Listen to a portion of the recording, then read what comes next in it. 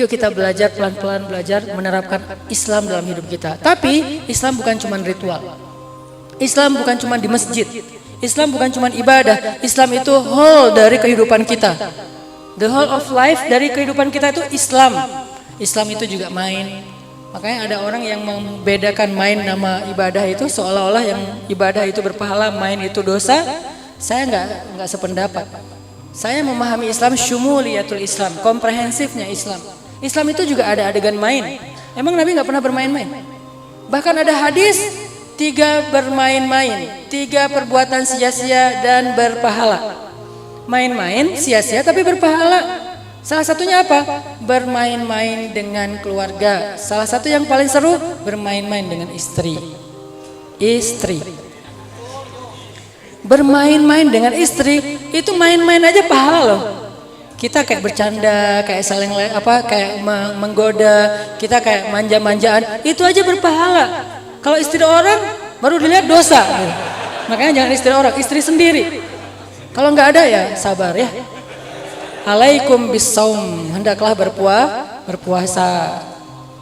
Artinya, oh ternyata main-main dalam Islam juga berpahala. Makanya Nabi main dengan keluarganya, main dengan cucunya. Beliau kalau lagi di masjid itu kadang-kadang beliau jadi tunggangan, Hasan dan Husain naik jadi penunggang kudanya keliling masjid bertiga. Nabi jadi kuda, Hasan Husain jadi kesatria. Lalu para sahabat pada ngasih semangat, ayo Rasul, ayo Rasul. Terus ada di antara mereka yang memuji dengan mengatakan, ya Hasan, ya Husain, kalian mendapatkan sebaik-baik tunggangan. Nabi mengatakan, dan mereka sebaik-baik kesatria. Saling menghargai. Sahabat menghargai Rasul, Rasul menghargai cucunya. Sehingga, ayo ya kakek, ayo kakek, ayo kakek, keliling masjid. Emangnya masjid hanya dipakai untuk sujud dan ibadah? Ternyata di dalam masjid Nabi bermain dengan keluarganya. Pernah lagi ada adegan kan di Masjid Nabawi itu suka digantung buah kurma wakaf, buah kurma sedekah. Karena dulu nggak ada tempat nyimpan barang Baitul Mal, disimpannya di masjid juga, digantung di tiang-tiang masjid. Jadi orang miskin kalau mau makan, nggak ada makanan di rumah, tinggal metik aja di tiang masjid. Masuk ke masjid, petik, makan. Nah waktu itu Hasan dan Husain buat anak-anak di zaman Nabi kan cemilan, coklat, permen gitu kan korma ya. Mereka petik korma di tiang masjid, dimasukin ke mulut kayak nggak dikunyah, diemut gitu. Biar nanti makin lama makin kerasa manisnya gitu kan. Awalnya korma itu nggak ada rasanya, terus kelupas sedikit kulitnya yang halus tuh kerasa manisnya sampai habis. Diemut lama, Nabi ngelihat kalian ngemut apa? Korma. Sini nggak boleh, enggak, ini jajan kami. Akhirnya Nabi mengejar Hasan Husain keliling masjid. Sini Hasan, sini Husain, nggak mau. Akhirnya kejar-kejaran. Pas sudah ketemu, Nabi menyolek, masukin jarinya ke dalam mulut Hasan. Husain dikeluarkan buah kurmanya. Kata Nabi, kita keluarga yang tidak boleh makan sedekah. Akhirnya Nabi ambil kurma yang lain dikasih kepada Hasan dan Husain. Sederhana, nggak ada yang kaku. Woi, dasar anak kecil di masjid, oh enggak kayak gitu. Rasulullah memperlakukan anak-anak di masjid. Makanya main. Sampai saking seringnya Nabi main kuda-kudaan dengan Hasan dan Husain, pernah Nabi lagi sujud, dikirain sama Hasan Husain Nabi lagi ngajak main kuda-kudaan. Akhirnya mereka naik ke atas punggung Nabi. Nabi lagi sujud. Apa yang Nabi lakukan? Nabi memperpanjang sujudnya. Bayangin, orang lagi ibadah tapi masih mikirin anak kecil, masih mikirin manusia, makhluk. Lagi menghadap Allah, masih menghargai makhluk. Lagi sujud, cucu-cucunya naik ke atas punggung, Nabi memperpanjang sujudnya sampai cucunya puas dan turun dengan sendiri. Bukan dipaksa turun, bukan. Enggak sama sekali. Apa gitu-gitu. Ini makhluk semua nih, saya lagi menghadap Allah, makhluk lupain. Enggak kayak gitu Islam. Nabi perpanjang sujudnya sampai setelah selesai sholat, sahabat heran, kok sujudnya lama banget, ada apa ya? Kalau kita kayak gitu mungkin udah ada yang ngelihat, jangan-jangan imamnya hilang lagi gitu. Batal wudhu terus pergi aja sendiri gitu kan, kayak curiga gitu, suuzon. Sahabat enggak, mereka diem aja sampai beres sholat. Ya Rasulullah, kenapa sujudnya lama sekali? Kata Rasul, tadi pas lagi sujud cucu-cucuku naik ke atas punggung dan aku tidak mau mengganggu mereka bermain. Ibadah tapi nggak mau ganggu orang main. Terus sejak kapan ibadah kita itu egois sampai mengganggu orang lain? Sementara Rasul ibadahnya aja nggak pengen mengganggu cucunya yang lagi main, bukan lagi ngapa-ngapain, lagi main loh. Terus Nabi lagi sholat. Ini bukti Islam itu memudahkan. Tadinya pengen baca surat yang panjang, Al-Baqarah. Baru baca Alif Lam Mim. Allahu Akbar. Sahabat tadinya udah semangat karena mereka senang kalau sholatnya panjang-panjang kan. Kalau di kita kan panjang dikit banyak kode kan. Ada yang bersin-bersin, batuk-batuk, terus batuk-batuknya berkode. Udahan. Batuk tapi pakai kode gitu. Kalau dulu tuh makin panjang mereka makin semangat. Alhamdulillah Al-Baqarah, Alif Lam Mim, mudah-mudahan 1 juz. Ternyata Allahu Akbar. Belum juga beberapa ayat. Setelah selesai sholat sahabat nanya, ya Rasulullah kenapa kok pendek banget sholatnya gak kayak biasanya? Kata Nabi apa? Tadinya pengen baca panjang, tapi tiba-tiba aku mendengar seorang bayi menangis di belakang dan aku tidak ingin menyusahkan ibunya. Ini namanya ma anzalna alaikal qur'ana litashqa yuridullahu bikumul yusra wala yuridu bikumul usra. Jangan ngerasakan lagi sholat, udah terserah bayinya, ntar Allah sendiri yang mendiamkan dia. Jangan gitu. Ini mumpung saya baru hafal nih 1 juz nih. Kayak jadi pamer ya. Makanya teman-teman, Rasulullah itu emang praktek dari Al-Quran yang paling ideal kan. Sehingga kalau kita baca Quran nggak paham sirah Rasul, kayaknya kita nggak akan bisa memahami Al-Quran secara utuh. Ini main-main dengan keluarga. Belum lagi nanti main dengan Aisyah. Kebenaran emang Aisyah ini adalah istri Nabi yang paling sering diajak touring. Kenapa? Kan Nabi itu ngundi istrinya, kalau lagi mau touring itu diundi keluar nama. Kenapa kok Aisyah paling sering? Gak fair dong, bukan. Aisyah paling sering gara-gara kalau keluar nama Saudah itu suka kasihan sama Aisyah. Ya Rasulullah kasih buat Aisyah aja deh. Jadi giliran Saudah dikasih buat Aisyah, giliran Ummu Salamah dikasih buat Aisyah. Aisyah itu sering dapat hadiah waktu dari istri-istri Nabi yang senior. Karena istri Nabi kan ada 2 geng gitu kan. Kata siapa Ustadz? Kata ulama, bukan kata Hanan. Kata ulama istri Nabi itu punya 2 kelompok. Cuman bahasa kita kan kelompok itu geng. Geng itu bukan negatif ya. Jangan selalu menerjemahkan bahasa anak muda itu negatif. Anak muda itu insya Allah positif juga. Jadi istri Nabi itu punya 2 kayak grup gitu. Yang satu grup senior, adminnya Saudah. Yang satu lagi grup junior, adminnya Aisyah. Nah Saudah sama Aisyah ini kayak soulmate-an banget. Saudah tuh sayang banget sama Aisyah. Jadi begitu keluar nama Saudah, ngeliat Aisyah kayak lagi pengen gitu touring bareng Rasul. Aisyah pengen jalan, ya pengen sih. Ya udah buat Aisyah aja.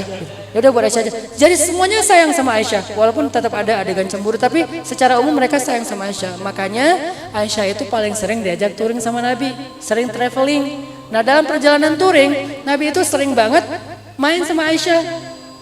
Sahabat-sahabat lagi di rest area. Kalian duluan. Kata Nabi, kalian duluan gitu. Tinggalkan saya sama Aisyah, mobil saya sama Aisyah bawain aja, ntar kita nyusul. Nyusulnya lari.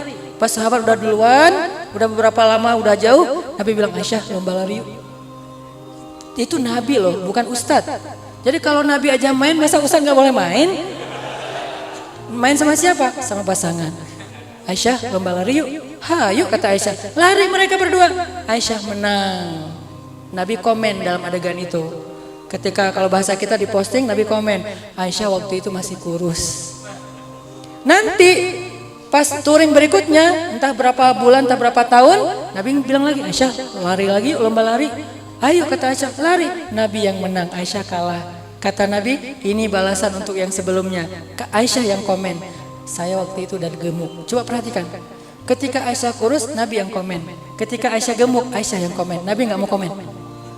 Akhlak. Nabi nggak mau bilang waktu itu Aisyah udah gemuk, nggak mau, menjaga perasaan Aisyah. Tapi pas Aisyah masih langsing, Nabi bilang Aisyah waktu itu kurus. Begitu udah gemuk, Aisyah yang ngomong, aku udah gemuk. Ini akhlak Rasulullah SAW. Gimana Nabi itu orangnya easy going banget, santai, nggak keluar dalil. Padahal beliau, aku bersabda, bisa kan? Nabi itu kalau misalnya istrinya lagi ngambek, nggak disikapin pakai dalil. Qala Allah wa qala Rasul, enggak. Kalau istrinya lagi ngambek, pakainya akhlak, bukan dalil, akhlak. Ini keren banget loh. Yang saya sering cerita lagi touring, bawa 2 istri. Aisyah sama Sofia. Waktu itu Sofia umurnya sweet 17, 17 tahun. Kalau sekarang tuh lagi sibuk-sibuk persiapan UN. Aisyah tuh umurnya 16 tahun, beda setahun. Kalau sekarang lagi sibuk-sibuk di OSIS gitu kan. Jadi ini untuk menggambarkan betapa mereka tuh masih muda banget 2 orang ini. Aisyah sama Sofia touring. Mobilnya Sofia cuman 1000 cc, pakai touring. Mobil Aisyah 4000 cc. Otomatis cepet banget kan? Begitu ada tanjakan, mobil Aisyah nggak naik, mobil Sofia nggak naik. Mobil Aisyah udah jauh ke depan, Nabi di tengah. Sofia, Aisyah, Bingung gitu kan? Udah sampai di rest area, Nabi datang ke Aisyah. Aisyah, boleh minta tolong nggak, kata Nabi. Itu bahasanya lembut loh panggilnya. Wahai Aisyah. Yang bikin bahasanya tinggi itu khatib. Wahai Aisyah, itu khatib. Kalau Nabi nggak gitu ngomongnya, pelan. Wahai Aisyah gitu. Aisyah kalau bahasa kita ya, boleh minta tolong nggak, kata Nabi. Makanya kalau kita belajar sejarah tuh resapi juga emosional sejarah. Karena saya emang senang sastra, storytelling kayak gitu-gitu dan senang baca sejarah. Nabi bilang, Aisyah boleh minta tolong nggak? Minta tolong apa ya Rasulullah? Itu Sofia. Aisyah langsung gak enak hati. Sofia itu mobilnya kecil, bagasinya banyak. Aisyah kan bagasinya sedikit, mobilnya gede. Boleh nggak kali ini sekali aja Aisyah naik mobil Sofia, Sofia naik mobil Aisyah. Soalnya kasihan mogok terus mobil Sofia di belakang. Aisyah cemburu dan marah. Apa kata Aisyah? Anda itu Nabi bukan sih? Gitu nanyanya. Coba kita digituin. Anda itu Ustadz bukan sih? Coba. Ya orang-orang ngomongnya gitu sih. Anda itu Nabi bukan sih? Kalau Nabi mau pakai dalil, Aisyah, Allah bersabda, "Wa ma Muhammadun illa rasulun qad khalat min qablihi ar-rusul." Muhammad tidak lain adalah seorang rasul, kan jelas ayatnya. Muhammadur Rasulullah. Muhammad adalah Rasulullah. Aisyah, itu Allah yang ngomong. Masa kamu pertanyakan? Enggak, Nabi enggak pakai dalil. Aisyah, saya bersabda. Kalau kita Rasulullah bersabda, udah gitu kebalik lagi, Bukhari jadi Muslim, Muslim jadi Bukhari. Kalau Rasulullah beliau sendiri yang pakai, kalau mau pakai dalil, kata beliau sendiri, kenapa nggak pakai dalil? Ketika ditanya, Anda itu Nabi bukan sih? Kata Nabi, menurut Aisyah, menurut Aisyah. Aisyah langsung nunduk, ya. Masa bukan gitu? Siapa juga yang berani bilang bukan kan? Anda itu Nabi bukan sih? Kalau menurut Aisyah, ya sih. Terus Abu Bakar yang marah, ya Aisyah, nggak pantas kamu bicara kayak gini kepada Rasulullah. Ditegur Aisyah, didorong sama Abu Bakar. Rasulullah langsung, wahai Abu Bakar, nggak pantas kamu melakukan istri saya kayak gini. Coba, ini nih akhlak teman-teman.